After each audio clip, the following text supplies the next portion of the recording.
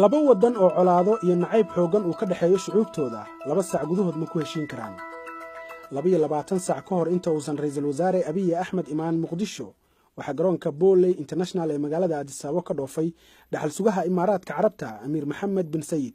Ethiopia waxa loo aqoonsaday inay tahay furaha Soomaaliya waxayna taas ku kasbatay $3 bilyan oo dhaqaalaheeda ay kor ugu qaadi doonto. Safarka ra'iisul wasaaraha Ethiopia waxa la sheegay inuu ahaa safar qarsoodi ah oo aan la sii shaacin, laakiin 26 bishii May ra'iisul wasaare Xasan Cali Khayre waxa uu Addis Ababa kaga qayb galay kulan 3 geesood ah oo u dhaxeeyay Imaaraadka, Soomaaliya iyo Ethiopia.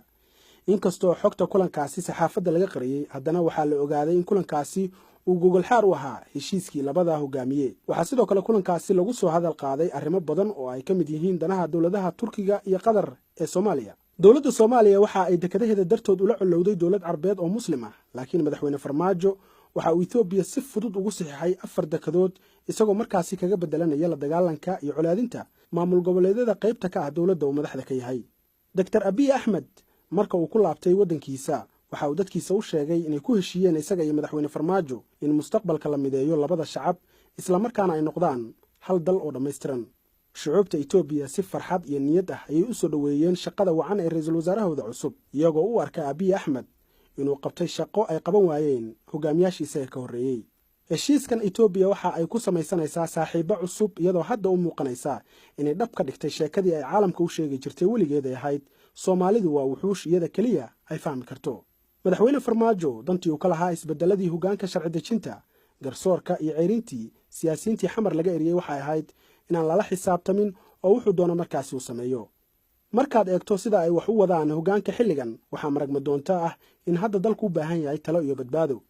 Waxaa jira dareen cabsi ah oo laga muujinayo arrinta dacwadda badda ee Soomaaliya waxaana aqoon-yahanada iyo siyaasiyiintuba qabaan in Farmaajo gacan bidixiyay kiiskii badda Soomaaliya. 4 dekedood ee Ethiopia loo saxiixay ayaa kala ah Berbera, Boosaaso, Muqdisho iyo Kismaayo.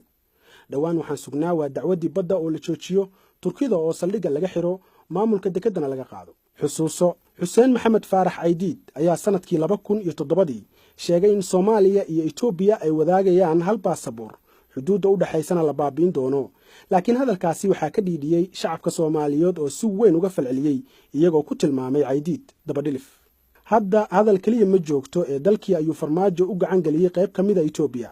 Aaway siyaasiyiintii, aaway aqoon-yahankii, aaway culimadii tiri codka ha lagu cibaadaysto.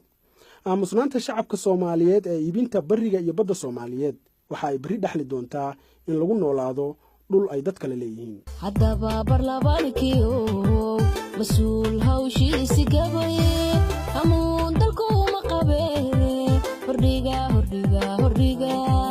hordhiga mooshigu ku tago bulshada agardahama iyo hungiyo ilbu badee